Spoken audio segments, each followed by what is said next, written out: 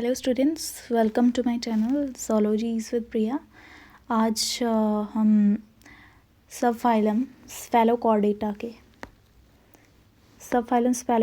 के complete characters करेंगे because it is one of the important question which came in the exams में आता है। So we will go with subphylum Cephalochordata के कुछ important characters. Subphylum Cephalochordata के हम important characters करेंगे, ठीक है। सो स्फेलोकॉर्डेट के ये कुछ कैरेक्टर्स हैं, तो लेट्स सी। जैसे कि लैंडस्लेट्स, ठीक है। स्फेलोकॉर्डेट्स का दूसरा नाम क्या है? लैंडस्लेट्स। स्फेलोकॉर्डेट का दूसरा नाम क्या है? लैंडस्लेट्स कहते हैं इसको, ठीक है। हो गया लर्न। नेक्स्ट, ये डायग्राम है जो आपको ड्रॉ करनी है पेपर में। तो this diagram is so much important. तो यहाँ पे आपको इस डायग्राम में ये सब चीज़ें ड्रॉ करनी है।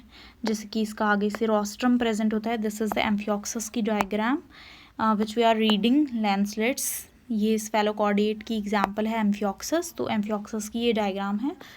एंड यहाँ पे नोटोकॉर्ड प्रेजेंट है। यहाँ पे अपने एंटीरियर रीजन से स्टार्ट हुई है नोटोकॉर्ड, टिल्डा कहाँ तक जाएगी? स्फेलोकॉर्डेट रीजन तक। कहाँ तक जाएगी? स्फेलोकॉर्डेट रीजन तक जाएगी।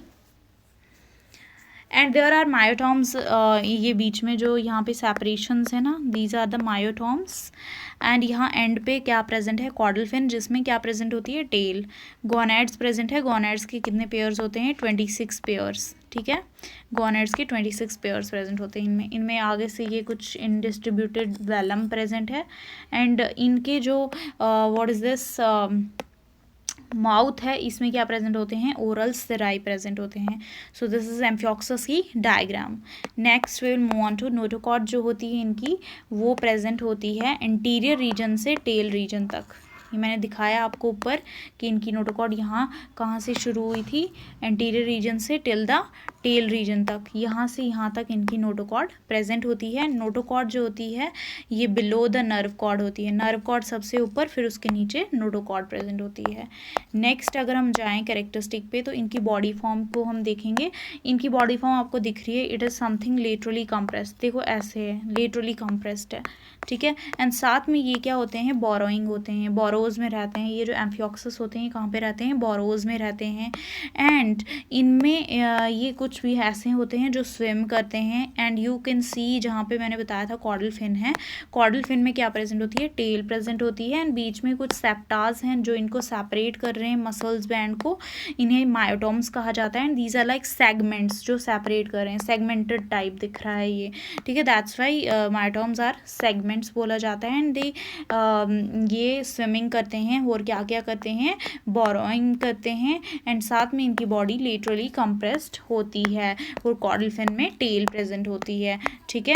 नेक्स्ट अगर हम बताएं इनके फिन्स की बात करें, ठीक है, तो इनके फिन्स दो तरह के होते हैं, एक पेयर्ड वाले और दूसरे अनपेयर्ड वाले फिन्स। पेयर्ड वालों को पेक्टोरल और पेल्विक कहा जाता है। अगर हम बात करें फिन्स जो होते हैं, जो अनपेयर्ड वाले होते हैं इनके, उनको डॉर्सल कॉर्डल फिन कहा जाता है, ठीक है। डॉर्सल कॉर्डल फिन कहा जाता है। एंड डॉर्सल कॉर्डल फिन जो है वो कौन बनाते हैं? डॉर्सल कॉर्डल फिन आगे जाके टेल बनाती है, ठीक है। एंड इनका जो अनपेयर्ड वाला सेकेंड फिन है, that is anal fin. Anal fin इनका वेंट्रल होता है, ठीक है। डॉर्सल कॉर्डल फिन में टेल आती है और एनॉल फिन वेंट्रल होता है थोड़ा सा। फिन्स की बात करें, एक दूसरे को ये क्या करते हैं? फिन्स स्पोर्टेड, मतलब कि कनेक्टेड होते हैं एक दूसरे से। फिन्स एट कनेक्ट होके स्पोर्ट करते हैं फिन्स एक दूसरे को फिन रेज की वजह से। तो मैंने बताया फिन्स दो तरह के, पेयर्ड अनपेयर्ड। पेयर्ड वाले पेक्टोरल होल पेल्विक, जो अनपेयर्ड वाले होते हैं वो आगे dorsal caudal fin. Dorsal caudal fin में क्या होती है? टेल होती है। और एनॉल फिन दूसरे कौन से होते हैं? वेंट्रल होते हैं, ठीक है। नेक्स्ट अगर हम बात करें इनके बॉडी वॉल की, इनकी बॉडी वॉल में कोई भी एक्सोस्केलेटन नहीं होता और बॉडी वॉल में 1 2 3 4 रीजन्स में डिवाइडेड होती है। सबसे पहले one cell thick non ciliated epidermis, जिसमें यूनिसेलुलर ग्लैंड आता है। फिर दूसरा होता है dermis connective tissue, dermis connective tissue second region है जो बॉडी वॉल जिसमें डिवाइडेड है। इनमें कोई एक्सोस्केलेटन नहीं होता, बस यही बॉडी वॉल की कुछ लेयर्स हैं। सबसे पहले मैंने आपको बता दिया कि सबसे पहले one cell thick non ciliated epidermis होगी जिनमें यूनिसेलुलर ग्लैंड्स आएंगे, फिर दूसरी डर्मिस कनेक्टिव टिश्यू होगी, फिर तीसरी स्ट्रिएटेड मसल्स होंगे, वो चौथी एंड द लास्ट पेरिटोनियम होगी। किस किस में? One cell thick non ciliated वाली एपिडर्मिस जिसमें कोई सीलिया नहीं होगा, जिनमें आएंगे यूनिसेलुलर ग्लैंड्स। अगर हम बात करें second dermis connective tissue and third striated muscles, और लास्ट वाली मैंने बताई पेरिटोनियम। ठीक है, peritoneum.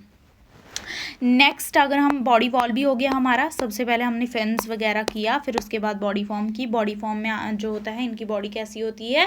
Laterally compressed borrowing body होती है एंड ये स्विम करते हैं ऑल्सो।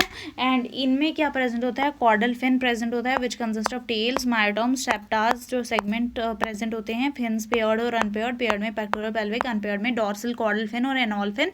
इनके फिन्स कनेक्टेड होते हैं, सपोर्टेड होते हैं फिन रेस से। बॉडी वॉल में कोई एक्सोस्केलेटन नहीं होता एंड इनमें बॉडी वॉल डिवाइडेड होती है one cell thick non ciliated epidermis, dermis connective tissue, striated muscles and the peritoneum. हो गया याद? One cell thick non ciliated वाली एपिडर्मिस जिसमें यूनिसेलुलर ग्लैंड्स आते हैं, और दूसरा डर्मिस कनेक्टिव टिश्यू और striated muscles then peritoneum. Dermis connective tissue, striated muscles then peritoneum. अगर हम इनमें मसल्स की बात करें तो मसल्स जो होते हैं इनके वो कैसे होते हैं? डॉर्सोलेटरल मसल्स होते हैं। कैसे होते हैं? Dorso that is dorsal side पे, और laterally that is sidewise. Dorsal हुआ मतलब कि पिछली वाली साइड में, और साइड वाइज इनमें मसल्स प्रेजेंट होते हैं। और वो मसल्स कैसे होते हैं? थिक और सेगमेंटेड होते हैं।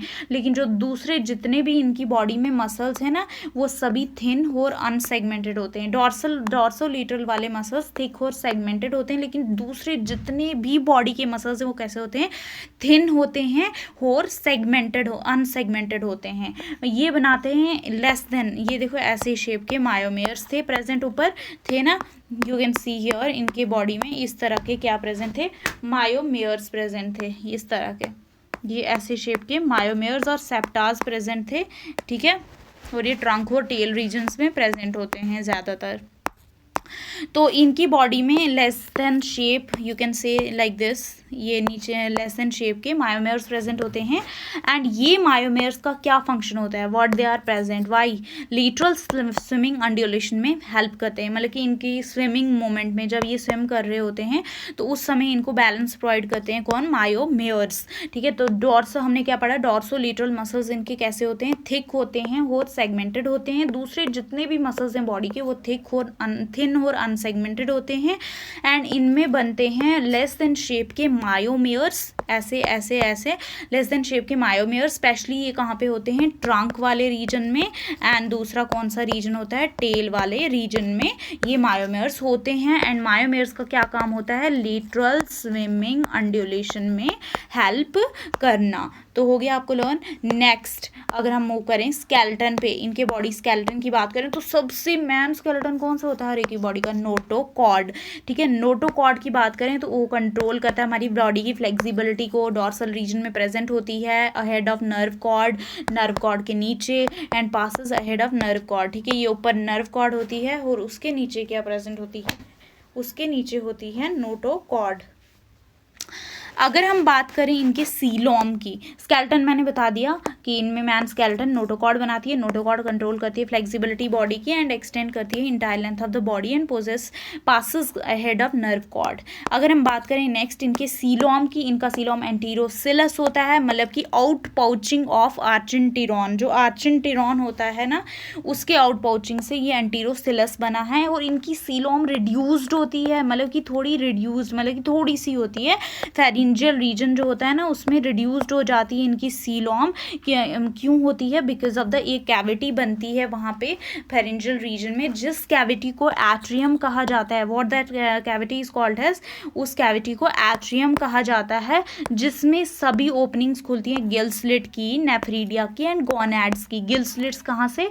That is respiration. नेफ्रीडिया मतलब कि इनका एक्सक्रीटरी एंड गोनैड्स इनका रिप्रोडक्टिव। तो इसमें रिप्रोडक्टिव, एक्सक्रीटरी और रेस्पिरेटरी ओपनिंग्स खुलती हैं इस एक्टोडर्मल कैविटी में, जो जिसकी वजह से फेरिंजियल रीजन में सीलोम रिड्यूस्ड होती है। And coelom is which type? Enterocoelous coelom. तो मैंने क्या बताया? एंटीरोसिलस सीलोम होगा, इनमें रिड्यूस सीलोम होगी। किस रीजन में? फेरिंजियल रीजन में, क्योंकि वहाँ पे एक एक्टोडर्मल कैविटी होती है जिसका नाम एट्रियम है। एट्रियम में Gill slit, nephridia, gonads open होते हैं, ठीक है। इनटू विच, जिस एट्रियम में क्या क्या खुलते हैं? गिल स्लिट की ओपनिंग, एक्सक्रीटरी जो हमारी रेस्पिरेटरी ओपनिंग है, नेफ्रीडिया जो हमारी एक्सक्रीटरी ओपनिंग है, और गोनैड्स जो हमारे रिप्रोडक्टिव वाली ओपनिंग है।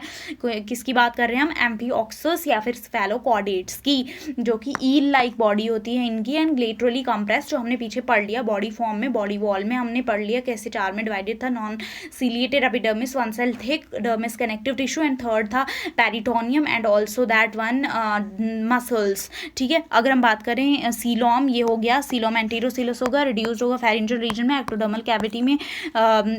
Because of the ectodermal cavity की वजह से ये सीलोम रिड्यूस्ड होता है फेरिंजियल रीजन में। एक्टोडर्मल कैविटी का नाम एट्रियम, एट्रियम में ओपन होता है गिल स्लिट्स, नेफ्रीडिया, गोनैड्स, ठीक है। ये 3 चीज़ें। अगर हम बात करें नेक्स्ट, इनका डाइजेस्टिव ट्रैक्ट बिल्कुल स्ट्रेट होता है, एकदम स्ट्रेट होता है। यू ऑल कैन सी इनकी बॉडी ही ऐसी है, तो डाइजेस्टिव ट्रैक्ट तो स्ट्रेट होना ही है। एंड माउथ से स्टार्ट होता है, एनस में खुलता है। माउथ कहाँ पे होगा? एंटीरियर, माउथ रीजन जो होता है वो एंटीरियर रीजन में होता है। एंड इनका एनस होता है पोस्टीरियर रीजन में, कंप्लीटली स्ट्रेट। दिख रहा है ना आपको स्ट्रेट? तो डाइजेस्टिव ट्रैक्ट क्या होगा? एकदम कंप्लीटली सीधा होगा, स्ट्रेट होगा। तो माउथ एंटीरियर होगा, एनस पोस्टीरियर होगा, ठीक है। एनस जो होगा वो कैसा होगा? पोस्टीरियर होगा, कंप्लीटली स्ट्रेट होगा डाइजेस्टिव ट्रैक्ट। एंड साथ में इनमें क्या प्रेजेंट होता है? फेरिंग्स प्रेजेंट होता है। फेरिंग्स में परफोरेशंस होती हैं गिल स्लिट्स की, ऐसे ऐसे गिल स्लिट्स की। आपको पता है कि फेरिंग्स रीजन में ही either side of the pharynx में गिल स्लिट्स प्रेजेंट होते हैं, तो इनमें भी परफोरेशंस होंगी थोड़ी थोड़ी गिल स्लिट्स की। एंड साथ में इनमें एंडोस्टाइल भी प्रेजेंट होता है। एंडोस्टाइल आपको पता होगा, एंडोस्टाइल इज व्हाट? एंडोस्टाइल जो होता है it is a mid ventral region, it is a mid ventral region होता है। और साथ इस एंडोस्टाइल में क्या होते हैं? 6 पेयर्स ऑफ स्टिग्मेटा भी प्रेजेंट होते हैं। स्टिग्मेटा के 6 पेयर्स होते हैं फेरिंग्स में। And perforation of gill slits होती हैं ये फेरिंग्स। तो pharynx are the perforation of gill slits, endostyle के साथ मिल के फेरिंग्स ओपन होता है एट्रियम में, ATRIUM, which is the ectodermal cavity, जहाँ पे मैंने आपको बताया कि नेफ्रीडिया खुलती है, गिल स्लिट्स खुलते हैं, तो ये सब वही है, ठीक है। तो फेरिंग्स कहाँ पे खुलेंगे? एट्रियम में विद द एंडोस्टाइल रीजन के साथ। अगर हम इनकी ईसोफेगस, जो इनकी ईसोफेगस है, इनकी ईसोफेगस शॉर्ट होती है। एंड इनका जो मिडगट होता है वो थोड़ा लार्ज होता है। इनका हाइंडगट, मिडगट इनका क्या है? मिडगट इनका लार्ज है। हाइंडगट क्या है इनका? हाइंडगट इनका शॉर्ट होता है, ठीक है। एंड इनका डाइजेशन कैसे होता है? दोनों, इंट्रा और इंटर। ईसोफेगस मैंने क्या बताया? ईसोफेगस इनकी क्या होगी? शॉर्ट होगी। मिडगट लॉन्ग होगा। हाइंडगट क्या होगा? शॉर्ट, पहले शॉर्ट फिर लॉन्ग फिर शॉर्ट, इस तरह से कर लो। ईसोफेगस क्या होता है? इनका शॉर्ट होता है। एंड साथ में मिडगट लॉन्ग होता है, लार्ज, हाइंडगट शॉर्ट, पहले शॉर्ट फिर लार्ज फिर शॉर्ट। ईसोफेगस के बाद मिडगट फिर हाइंडगट, हाइंडगट शॉर्ट होता है। डाइजेशन इनमें इंट्रा और इंटर होती है दोनों, ठीक है। अगर हम नेक्स्ट मूव ऑन करें इनके रेस्पायरेशन में, ठीक है। रेस्पायरेशन की बात करें तो ये बिल्कुल बॉडी से ही रेस्पायरेशन करते हैं। सरफेस का कांटेक्ट होता है वाटर के साथ। इनकी बॉडी का सरफेस जो है वो बिल्कुल वाटर के साथ कनेक्टेड होता है, और इनमें कोई स्पेशल ऑर्गन नहीं होता रेस्पायरेशन के लिए। बिल्कुल बॉडी से ही डिफ्यूजन के थ्रू ये क्या करते हैं? रेस्पायरेशन करते हैं। तो आपको क्लियर हो गया। डाइजेस्टिव ट्रैक्ट की बात करें तो इनमें कंप्लीटली स्ट्रेट होता है, माउथ खुलता है कहाँ पे? एनस में खुलता है। इनमें फेरिंग्स एंडोस्टाइल के साथ मिलके, फेरिंग्स जो होती हैं परफोरेशन होती हैं कुछ गिल स्लिट्स की, एंडोस्टाइल के साथ मिलके ओपन होता है एट्रियम में। कौन? फेरिंग्स, ठीक है। ईसोफेगस की बात करें बहुत छोटी होती है। मिडगट थोड़ा लॉन्ग होता है, हाइंडगट इनका शॉर्ट होता है। डाइजेशन में दोनों इंट्रा और इंटरसेलुलर डाइजेशन होती है। तो हमने क्या पढ़ा? पीछे सीलोम पढ़ा विच इज एंटीरोसिलस थी, एंड रिड्यूस्ड थी कहाँ पे? फेरिंजियल रीजन में। क्यों? क्योंकि वहाँ पे एक एक्टोडर्मल कैविटी थी जिसे एट्रियम कहा जाता है, जिसमें गिल स्लिट्स, नेफ्रीडिया, हमारे गोनेड्स सब खुल रहे थे। इस एट्रियम में तीनों ओपनिंग्स खुलती हैं, गिल्सलेट्स की ओपनिंग, नेफ्रीडिया की ओपनिंग, गोनैड्स की ओपनिंग, ऐसे ऐसे जाके खुल जाती हैं इस एट्रियम में। अगर हम बात करें डाइजेस्टिव ट्रैक्ट की, डाइजेस्टिव ट्रैक्ट इनमें कम्प्लीटली स्ट्रेट होता है, कम्प्लीटली बिल्कुल स्ट्रेट होता है, सीधा होता है। माउथ यहाँ पे एंटीरियर रीजन में, एनएस यहाँ पे पोस्टीरियर रीजन में, तो माउथ खुलता है एंटीरियर, माउथ खुलता है एनएस पोस्टीरियर रीजन में।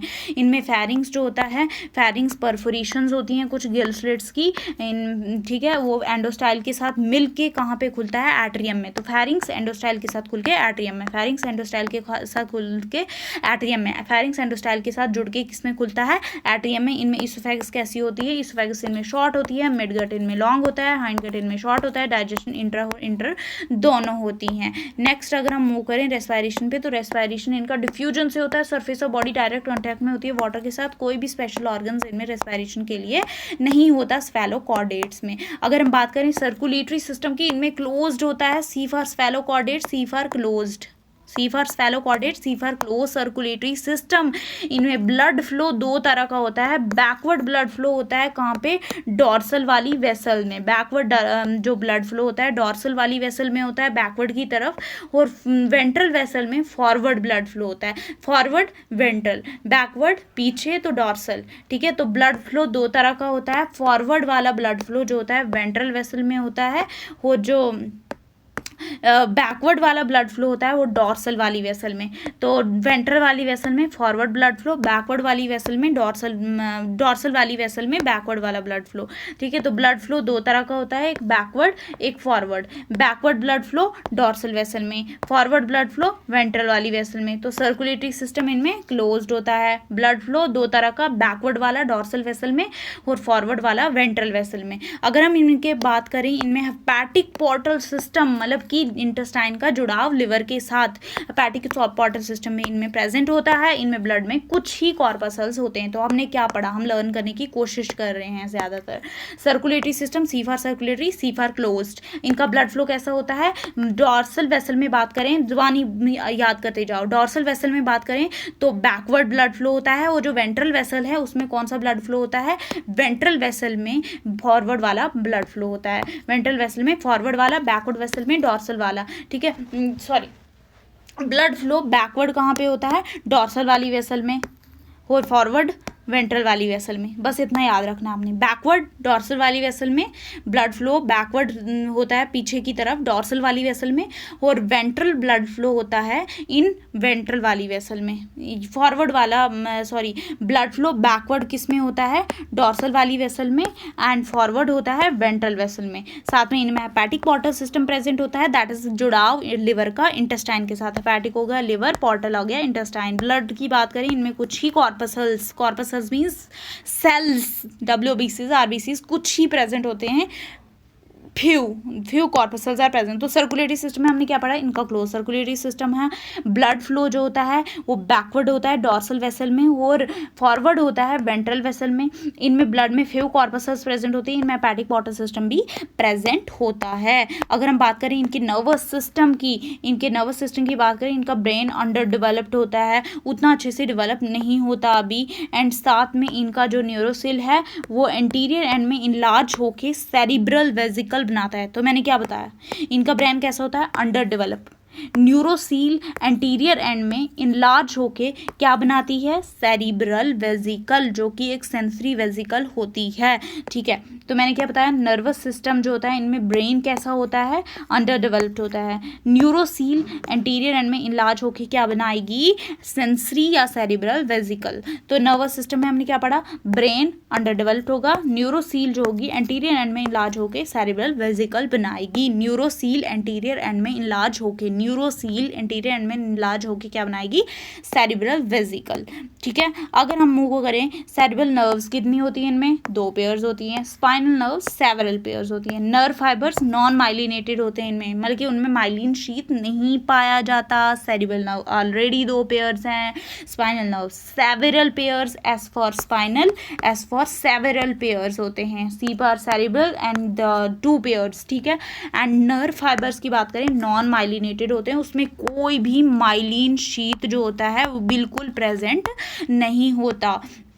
ठीक है। तो हमने क्या पढ़ा ब्रेन में हमने पढ़ा कि इनमें जो ब्रेन होता है वो अंडर डेवलप्ड होता है। न्यूरोसील एंटीरियर एंड में इनलार्ज होके क्या बनाता है, न्यूरोसील एंटीरियर एंड में इनलार्ज होके सेंसरी या सेरिब्रल वेसिकल बनाता है। एंड इनमें सेरिब्रल नर्व्स कितनी होती हैं, 2 पेयर्स। स्पाइनल नर्व्स कितनी होती हैं, spinal nerve several pairs. And इनमें नर्व फाइबर्स कैसे होते हैं, नॉन माइलिनेटेड, बिल्कुल भी माइलिन शीट से कवर नहीं होते, लेकिन श्वान सेल्स तो प्रेजेंट होंगे ही। ठीक है। अगर हम बात करें नेक्स्ट एक्सक्रीटरी सिस्टम की इनकी, तो इनका जो एक्सक्रीटरी सिस्टम है स्पेशली वो उसमें किडनी प्रेजेंट नहीं होती। एंड इनमें पेयर्ड प्रोटोनेफ्रीडिया प्रेजेंट होते हैं, paired protonephridia are present, kidney इनमें बिल्कुल नहीं होती।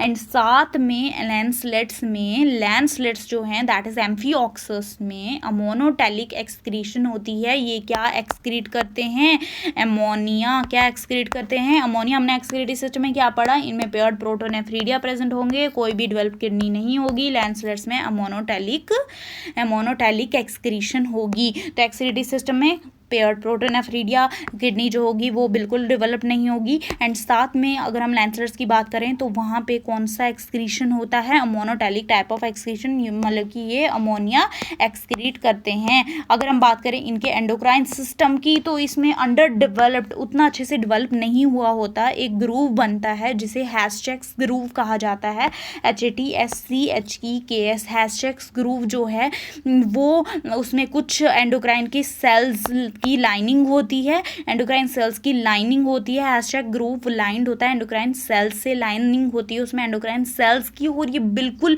पिट्यूटरी की तरह काम करता है और डायरेक्टली इनटू द ब्लड इसके हार्मोन्स रिलीज होते हैं। तो ये सिक्रीट करता है पिट्यूटरी की तरह हार्मोन्स इनटू द ब्लड में। तो हमने क्या पढ़ा, इनमें एंडोक्राइन सिस्टम में इसमें अंडर डेवलप्ड हैशटैग ग्रूव होता है, वो अभी इतना अच्छे से डेवलप नहीं हुआ होता।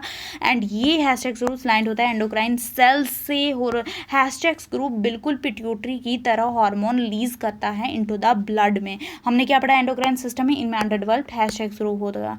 एंड हैशटैग ग्रूव जो होता है लाइंड होता है एंडोक्राइन सेल्स से। हैशटैग ग्रूव जो होता है ये बिल्कुल पिट्यूटरी की तरह हार्मोन्स रिलीज करता है, कहाँ पे, इनटू द ब्लड में। ठीक है।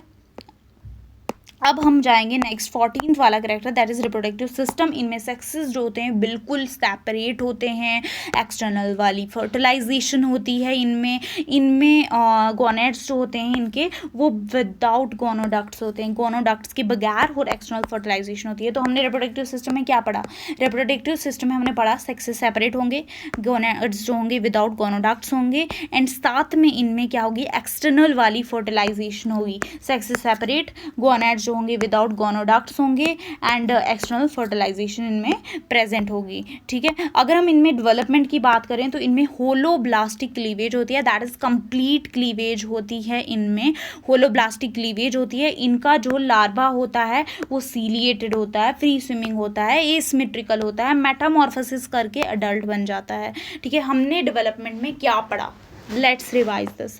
डेवलपमेंट हमने पढ़ा कि इनकी होलोब्लास्टिक क्लीवेज होती है, इनका larva free swimming, ciliated, asymmetrical, Metamorphosis की बात करें, मेटामॉर्फोसिस करके लार्वा अडल्ट बनाता है।